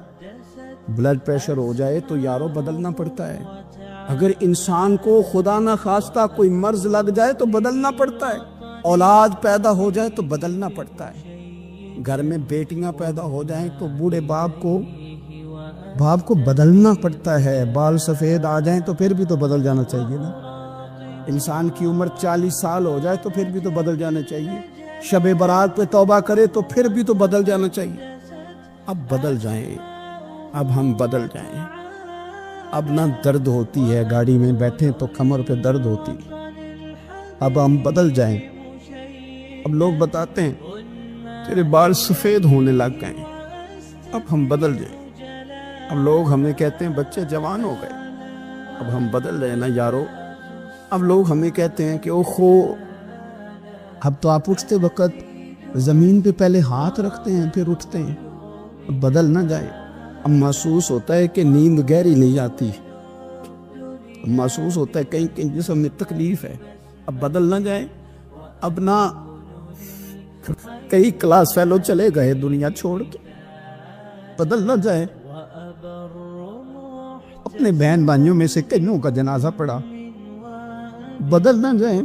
ہم میں سے کئیوں نے ماں باپ دفن کر دیے، پھول ڈال دیے قبروں پہ، اب بدل جائیں۔ اب وقت تھوڑا رہ گیا، اب کچھ تبدیلی کی طرف آئیں، اب توبہ صحیح والی کر لیں، اب استغفار دل سے پڑھیں، اب تبدیل ہو جائیں، اب اپنے اندر باہر کچھ تبدیلیاں لائیں، اب اپنے ظاہر اور باطن کو سنواریں۔ اب اللہ رسول کی بارگاہ میں جانا ہے نا تو کہیں ایسا نہ ہو شرم آئے حضور کے سامنے کھڑے ہوتے، حیا آئے نبی کریم کی بارگاہ میں کھڑے ہوتے۔ اب کچھ تبدیلی لائیں، آج ارادہ کریں، آج جو توبہ کریں گے وہ صحیح والی کریں گے، آج جو وہاں استغفار کریں گے اللہ کے حضور حاضر ہو کے تو وہ صحیح والا کریں گے۔ اب کچھ تبدیلی کا مزاج لائیں۔ اور پھر ایک اور بات بھی عرض کروں، ہمارے ذاتی تعلقات سارے دھوکہ ہیں، ہماری جیبوں میں مال سارا دھوکہ ہے، ہمارے بلند و باغ دعوے سارے دھوکہ ہیں، ہمارے بڑے بڑے رتبے سارے دھوکہ ہیں۔ بڑے تعلقات تھے بیٹے کے، پر ماں بیمار تھی تو اسے صحت تو نہیں تعلقات کی وجہ سے مل سکتی۔ بڑے تعلقات تھے نا بیٹے کے، لیکن جب بیماری زور پکڑ گئی تو پھر کیا کر سکا کوئی۔ بڑے تعلقات تھے، بڑا پیسہ تھا جیب میں، بڑا کچھ تھا، لیکن جب جناب اسرائیل آئے تو پھر کوئی کچھ بھی نہ کر سکا، پھر اپنے رہ گئے اور جس کو جانا تھا وہ سب چلے گئے۔ تو یہ جتنی چیزیں ہیں نا یہ کچھ نہیں ہے، یہ دھوکہ ہے۔ سچ صرف اللہ رسول کی ذات ہے، حقیقت صرف دین ہے، اصل صرف وہ بارگاہیں ہیں۔ دھوکے میں نہ زندہ رہو، چھوڑ دو یہ بات کرنی کہ بڑے تعلقات ہیں، چھوڑ دو یہ بات کرنی کہ بڑا پیسہ ہے، چھوڑ دو یہ بات کرنی کہ برادری قبیلے علاقے میں بڑا، اور کچھ بھی نہیں ہے۔ کل من علیہ فان، ہوئے نامور بے نشاں کیسے کیسے۔ دیکھو زمین کھا گئی، نوجوان کیسے کیسے۔ میں مولانا نورانی کی قبر پہ کھڑا تھا تو میں کہہ رہا تھا مقدور ہو تو خاک سے پوچھوں کہ اے لعین تو نے وہ گنج ہائے گرا مایا کیا کیے، اتنے بڑے لوگ تو لے گئے، اتنے بڑے لوگ، اتنے بڑے لوگ قبروں میں کدھر گئے؟ سلطان محمود غزنوی کہاں ہیں؟ شہاب الدین غوری کہاں ہیں؟ وہ لوگ جو میدانوں میں آ کے صرف ان کا نام لیا جاتا تھا تو دنیا کانپ جاتی تھی، وہ کہاں گئے؟ اٹھ گئے سب لوگ، چلے گئے، ختم ہو گیا معاملہ۔ وقت اب ہماری طرف بڑھ رہا ہے، اب تیزی ہے، اب پیغام اجل آیا، کئی ہمارے ارد گرد سے اٹھا کے لے گیا، اب ہمیں بھی تو واپس لوٹنا ہے نا، تو کچھ تیاری کر لیں، کچھ ارادہ کر لیں۔ اور بارگاہ رب رسول کی اس طرح کی ہے کہ بس جانے کی دیر ہے، بس صرف جانے کی دیر ہے، صرف جانے کی۔ اور اللہ رسول کی بارگاہ دوستو وہ والی ہے کہ جہاں نا زیادہ منت بھی نہیں کرنی پڑتی۔ وہ جو 4-5 لوگ تھے نا مکہ مکرمہ میں، انہوں نے بہت ہی اسلام کی مخالفت کی حد کر دی تھی، ان کے لیے حکم ہوا تھا جہاں ملے قتل کر دو۔ اکرمہ تھے، ابن خطل تھے، کچھ اور لوگ تھے، تو پتہ ہے ان کو کسی نے مشورہ کیا دیا تھا؟ کسی کافر نے مشورہ دیا، پر پتہ صلاح کیا دی تھی؟ اس نے کہا تھا تم نے بڑی زیادتیاں کی ہیں، بڑے بے ادب ہو، کسی صحابی کے قابو نہ آنا، مار دیے جاؤ گے، اپنی خطاؤں کے سبب سے تم مار دیے جاؤ گے، لیکن اگر کسی طریقے چھپتے چھپاتے رسول پاک کی بارگاہ میں پہنچ جاؤ نا، اگر وہاں کسی طریقے چلے جاؤ۔ انہوں نے پوچھا معافی کیسے مانگیں گے، منہ کیسے دکھائیں گے، ہم نے اتنے ظلم کیے، اتنی زیادتیاں کی، کیسے معافی مانگیں گے؟ تو کہنے والے نے کہا کہ نہیں کچھ نہیں، تم بس کہہ دینا ہم آ گئے، اس سے زیادہ تو بات ہی کوئی نہیں، اتنا ہی تو صرف کہنا ہے آ گئے، اور نہ آتے تو جاتے بھی کہتے، بس تم اتنا کہہ دینا ان العبد اذا اعترف ثم تاب تاب اللہ علیہ۔ نبی کریم علیہ السلام نے فرمایا بندہ جب آ کے کہتا ہے نا یا اللہ میں بھول گیا تھا، غلطی ہو گئی، ان العبد اذا اعترف، مان جو گیا ہوں، مان جو گیا ہوں، غلطی ہو گئی، جب کہتا ہے نا میں بھول گیا، ثم تاب، پھر وہ توبہ کرتا، تاب اللہ علیہ، اللہ دیر کرتا ہی نہیں، فوراً توبہ کو قبول فرما لیتا۔ ہمارے ہاں نا کچھ لوگ تو طبعاً سخت ہیں، اللہ معاف فرمائے، اور کچھ رد عمل کے طور پر سخت ہو گئے، کچھ باتیں دلوں میں بیٹھ گئی ہیں جنہوں نے طبیعتوں کو سخت کر دیا۔ کبھی کہیں آپ بہو سے کہ چلو بوڑھی ساس سے اگر کبھی کو بات سخت نکل گئی ہے تو معاف کر دے، وہ تیار نہیں ہوتی، وہ کہتی ہے تمہیں پتہ نہیں میرے ساتھ کیا کچھ ہوا۔ کبھی ساس سے کہا جائے نا چلو بھول گئی تھی بچی تو آپ درگزر کر دیں، تو کہتے ہیں تمہیں پتہ نہیں میرے اندر سختی کتنی آ گئی ہے، دکھ کتنے بیٹھ گئے۔ ہم نا طبیعتوں میں سختی کر بیٹھے، ہمارے دل دھڑکتے ضرور ہیں لیکن صرف اپنے بچوں کے لیے، ہمارے سینوں میں درد اٹھتا ضرور ہے لیکن صرف اپنوں کے لیے۔ ہم نے نا 2 4 5 6 باتیں جمع کر کے ان پر پورا ذہن بنا کے سخت ہو گئے ہیں، طبیعتیں سخت ہیں، دل سخت ہیں۔ میرے نبی پاک صلی اللہ تعالی علیہ وسلم نے فرمایا، یہ حدیث مسلم شریف میں موجود ہے، فرمایا جنت میں وہ لوگ داخل کیے جائیں گے جن کے دل چڑیوں کی طرح نرم ہیں، نرم دل کے لوگ، معاف کر دینے والے، جلدی مان جانے والے۔ ایک صاحب تھے اپنے بھائی سے ناراض ہو گئے اور انہوں نے رشتے سے انکار کر دیا، پہلے ان کے بیٹے کی وہیں پہ نسبت تھی، انکار کر دیا۔ کئی لوگوں نے ان سے کہا، میں نے بھی کہا، تو وہ کہنے لگے پیر صاحب عزت بڑی کرتا ہوں آپ کی لیکن میں مرد ہوں، ایک دفعہ نہ کر دوں تو پھر ہاں نہیں کیا کرتا۔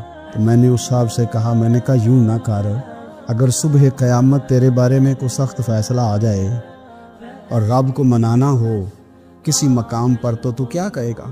بہانے بنا بنا کے ہم سخت ہو گئے، دل اتنے سخت پتھر کر لیے، میں فلاں ہوتا ہوں جی، میں نہیں دوبارہ کسی کی سنتا۔ اور خدا کے بندو، میرے نبی پاک علیہ السلام نے فرمایا مومن تو اس طرح ہوتا ہے جس طرح اونٹ کے ناک میں نکیل ہوتی ہے، بٹھا دو تو بیٹھ گیا، اٹھ جاؤ تو اٹھ گیا۔ اور حضور نے فرمایا وہ لوگ جو بہت بد اخلاق ہیں، جھگڑالو ہیں، فسادی ہیں، سخت دل ہیں، وہ لوگ جنت میں نہیں جائیں گے۔ جو جھگڑے کرتے پھرتے ہیں جھگڑالو لوگ ہیں۔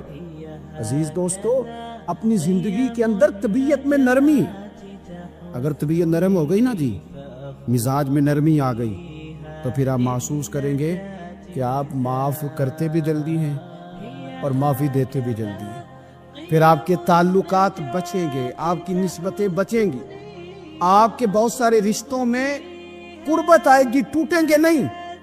ایک تو دل نرم کرے، کسی شخص کے بارے میں دل میں کوئی بات ہے تو اسے معاف کرے اور معافی دے۔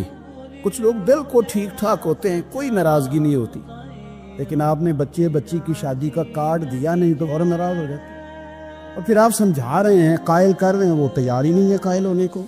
سنو اور اس حدیث کو یاد رکھنا، نبی پاک صلی اللہ تعالی علیہ وسلم نے فرمایا جس کے پاس اس کا بھائی عذر لایا، بھائی معافی مانگنے آیا، اگر اس نے معاف نہ کیا، اللہ کے حبیب فرماتے میرے حوض کوثر پہ نہ آئے، تو سخت ہو کے بیٹھ گیا ہے، تو کہتا ہے میرے سے پہلے سنے، میں آپ کو بتاؤں اس نے میرے ساتھ کیا کیا، اور ٹھہر جا۔ اگر حساب کتاب کے بعد معافی والا اصول رکھ لیا جائے کہ پہلے حساب کتاب ہوگا، غلطیوں کا مداوع ہوگا، پھر معافی ہوگی، تو یہی حساب اگر رب کریم بندوں کے ساتھ کرے تو پھر میں اور آپ کدھر جائیں گے؟ تو اس سادی بات پہ آ جاؤ نا، تو 2 جملوں میں حضور نے سمجھائی ہے، فرمایا تم رب کے بندوں کو معاف کر دو، اللہ تمہیں معاف کر دے گا۔ تو آج کی شب سے پہلے، آج کے دن سے پہلے، رمضانی مبارک کے تشریف لانے سے پہلے اپنی طبیعت کے اندر ایسا ذوق لائیں، ایسی طبیعت لائیں کہ ہم نے معافی دینی بھی ہے اور معافی لینی بھی ہے۔ بعض اوقات ہم رسم ادا کرتے ہیں شب برات سے پہلے، یہ سوشل میڈیا پہ چل گیا، فلانے کو فلان کہہ دیا، اگر کوئی کبھی ہوئی نا تو معاف، ایسے تو نہیں نا معافیاں ہوتی۔ ہمیں پتہ ہوتا ہے ہم سے کون ناراض ہے، ہمیں خبر ہوتی ہے ہم نے کس کو تکلیف دی، ہمیں پتہ ہوتا ہے کس نے ہمارے لہجوں سے پریشانی پائی ہے، کون ہے جو ہماری وجہ سے اذیت کا شکار ہے، تو اس سے جا کے معافی مانگے۔ تو یہ چیزیں معافی کا سبب بن جائیں گی۔ اور پھر میرے نبی پاک صلی اللہ علیہ وسلم نے 2-3 چیزیں اور بھی بیان کی ہیں، میرا دل کرتا ہے کہ وہ بھی ذرا آپ کو عرض کر دوں۔ حضور سید عالم علیہ السلام نے جنت میں لے جانے والے جب اعمال بیان کیے تو حضور علیہ السلام نے فرمایا کہ ایک تو زکوٰۃ صحیح ادا کرنا، شرک سے بچنا، توحید پہ قائم رہنا، اور زکوٰۃ ٹھیک ادا کرنا، اور اپنے رشتہ داروں سے اچھا سلوک کرنا، جنت میں داخل ہو جاؤ گے۔ یہ جو ہمارے زیادہ قریبی لوگ ہوتے ہیں نا، ان کا حق بھی شریعت نے زیادہ رکھا ہے، اور یہ بعضوں کا تکلیف بھی زیادہ دیتے ہیں۔ لیکن میرے عزیز، ایک بات سمجھ لیں اچھی طرح سے اور اپنے دل میں بٹھا لیں، میں نے درجنوں بار کہی ہے، پھر کہتا ہوں، اللہ تعالیٰ نے جو خاندان میرے لیے پسند کیا ہے نا، مالک نے مجھے وہاں پیدا کیا ہے، تو جو چچا اللہ نے میرے لیے پسند کیا وہ مجھے بھی پسند ہونا چاہیے، اور جو ماموں اللہ نے میرے لیے پسند کیا ہے وہ مجھے بھی پسند ہونا چاہیے۔ انسانوں کے اندر کمزوریاں بھی ہوتی ہیں، خوبیاں بھی ہوتی ہیں، لیکن ہمارا یہ مسئلہ بن جاتا ہے کہ ہم نہ صرف کمزوریوں کو ڈسکس کرتے ہیں، خوبیوں کا تذکرہ کرتے ہی رہے۔ اپنے مزاج کے اندر اس بات کو آپ نے پیدا کرنا ہے۔ آج ایک اور ارادہ بھی کریں، ایک اور اپنے ذہن کے اندر بات بھی زیادہ شوق کے ساتھ پیدا کریں۔ آپ یہ کوشش کریں کہ اپنی صلاحیتوں کو دیکھیں کہ آپ میں کیا خوبی ہے، بولنے کی ہے، لکھنے کی ہے، مال خرچ کرنے کی ہے، کسی کو پیغام دینے کی ہے۔ مسجد نبوی شریف میں ایک بی بی صرف جھاڑو خالی دیتی تھی، بیمار ہو گئی تو سرکار تیمارداری کرنے گئے، اور صحابہ نے حضور کو اطلاع دیے بغیر تدفین کر دی، جنازہ پڑھا دیا، تو حضور نے قبر پہ کھڑے ہو کے دوبارہ جنازہ پڑھایا۔ اپنے وجود کو بیکار نہیں رکھنا، اس سے کوئی کام نہیں۔ اللہ فرماتے ہیں افحسبتم انما خلقناکم عبثا وانکم الینا لا ترجعون، فرمایا تم کیا سمجھتے ہو ہم نے تمہیں بیکار پیدا کیا ہے، اور کیا سمجھتے ہو تم نے لوٹ کر ہمارے پاس آنا نہیں؟ ایک ذرہ بھی تو بیکار نہیں ہو سکتا، لہٰذا میں کسی شخص سے بیزار نہیں ہو سکتا۔ اپنی اس صلاحیت کو ضائع نہ کریں۔ ہم بہت سارا وقت ضائع کر رہے ہیں، ادھر ادھر موبائل کھول لیا، دیر تک فلانی چیز دیکھی، پھر فلانی دیکھی، پھر فلانی بحث کی۔ اپنے آپ سے کچھ کام لیں، کچھ خدمات کریں۔ ہم زیادہ وقت لوگوں کا انٹرویو کرنے میں ضائع کرتے ہیں، دوسروں کی تفصیلات حاصل کرنے میں وقت ضائع کرتے ہیں، لوگوں کا دھیان رکھنے میں وقت ضائع کرتے ہیں۔ آج کے بعد اپنا دھیان رکھنا ہے، اپنی صحت کا دھیان رکھنا ہے، اپنے معاملات کا اپنے اوپر تھوڑی توجہ دینی ہے۔ کوشش کرنی ہے کہ کس حد تک ہم اپنی صلاحیت سے فائدہ لے کے کسی کا کچھ نفع کر سکتے ہیں تو وہ نفع کریں، اپنے وجود کو نفع بخش بنائیں۔ حدیث پاک سنیں گے تو آپ محسوس کریں گے کہ اللہ کتنے اجر دینے والا ہے۔ نبی پاک علیہ السلام نے فرمایا جس نے دین کے رستے میں اتنی دیر بھی قتال کیا، لڑا، اتنی دیر جتنی دیر اونٹنی کا دودھ دھونے میں لگتی ہے، اتنا تھوڑا وقت بھی دین کے لیے اگر کوئی نکلا، جد و جہد کی، قتال کیا، لڑا، فرمایا اس بندے کو بھی اللہ جنت عطا فرما دے گا۔ اتنا تو کام کرے نا، اتنا تو کام کرے۔ اور حضور علیہ السلام نے رغبت دلائی، یعنی جتنا بھی عمل، حضور فرمانے لگے کسی عمل کو چھوٹا نہ سمجھنا، کچھ نہ ہو سکے تو اپنے بھائی سے مسکرا کے میلی لینا، اللہ اس پر بھی صدقے کا ثواب عطا کر دے گا۔ اور نبی پاک علیہ السلام نے فرمایا دوزخ سے بچ جاؤ صدقہ دے کے۔ خیال آتا تھا یا رسول اللہ کتنا کو دے، تو فرمایا خشک کھجور کا ایک ٹکڑا، یعنی پوری کھجور بھی نہیں، خشک کھجور کا ایک ٹکڑا بھی خیرات کر کے بچ سکتے ہو تو وہ کر کے ہی صدقہ دے کے اللہ کے عذاب سے بچ جائے۔ معنی کیا ہے ان ساری روایتوں کا کہ کچھ کرو تو صحیح نا، کچھ کرو تو صحیح نا۔ ہمارے ایک بزرگ تھے تو کرونا کے دنوں میں انہوں نے ایک جملہ کہا، کہنے لگے یہ کرونا پتہ تمہیں کیا کہنے آیا ہے؟ کہنے آیا ہے کہ بیماریاں آ رہی ہیں، حالات خراب ہیں، یہ کرونا نہیں، یہ کہتا ہے کچھ کرو نا، کچھ اللہ اللہ کرو نا، فارغ نہ بیٹھو، دیکھو کیسے لوگ ڈھیروں کے ڈھیروں اب جا رہے، اب کچھ کرنا ہے انشاءاللہ تعالی، اب کچھ وقت ضائع نہیں کرنا اور زندگی میں کچھ میں کہہ چکا ہوں کہ ایک بندے کو بھی اللہ نے بیکار نہیں پیدا کیا، ہم نے خود اپنے آپ کو بیکار کر لیا۔ اپنے آپ کو بیکار نہ کریں۔ جب رب کہتا فحسبتم انما خلقناکم عبثا، کیا تم سمجھتے ہو میں نے تمہیں بیکار پیدا کیے؟ آپ لوگ بڑے کام کے ہیں، بس اپنے آپ کو پہچانے۔ اقبال کہنے لگے عجب نہیں کہ خدا تک تیری رسائی ہو، اور تیری نظر سے تو پوشیدہ ہے آدمی کا مقام۔ تو بندے کو نہیں سمجھ سکا تو وہاں تک تو کیسے جائے گا؟ اپنے آپ کو پہچانے۔ یہ جو کہتے ہیں نا مجھ سے کچھ بھی نہیں ہوتا، ناراض تو نہیں ہو جائیں گے؟ یہ کچھ کرنا نہیں چاہتے، یہ صرف ادھر ادھر دھیان رکھ کے ایک فوٹو چڑھا کے ادھر بھاگ ادھر اپنے نفس کو راضی کرتے ہیں۔ نفس بس کہہ رہا ہے آج یہ کر لو تو وہ کر لیا، ادھر دیکھ لو تو ادھر دیکھ لو۔ اس سے نکلیں، مثبت، مضبوط، مستحکم ارادے کریں اور پھر چل نکلیں۔ لڑنا شرط ہوتا ہے، جیتنا شرط نہیں ہوتا۔ تاریخ یہ نہیں دیکھتی کہ جیتا کون کون، تاریخ یہ دیکھتی ہے کہ لڑا کون کون، میدان میں کون کون رہا۔ اللہ بدر میں کامیابیاں دیتا ہے، احد میں کئی دفعہ کہتا ہے واپس پلٹو۔ خندق آئے گی تو پھر کامیابیاں مل جائیں گی، خیبر آئے گا تو پھر کامیابیاں مل جائیں گی۔ تو اس لیے ہمیشہ جیتنا ہی ضروری نہیں، لڑنا ضروری ہے۔ ہمت کرے، کوشش کرے۔ اللہ تعالیٰ آپ سب کو جزائے خیر عطا فرمائے۔ آخر